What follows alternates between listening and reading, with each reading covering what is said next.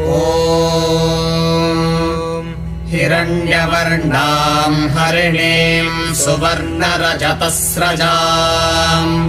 चन्द्राम् हिरण्मयीम् लक्ष्मीम् जातवेदो महावः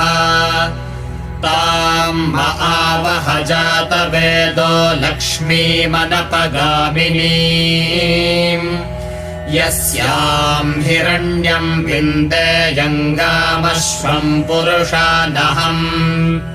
अश्वपूर्वाम् रथमध्याम् हस्तिनादप्रबोधिनीम्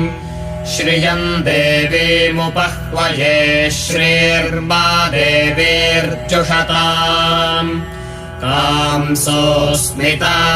हिरण्यप्राकारामार्द्राम् ज्वलन्तीम् तृप्ताम् तर्पयन्ते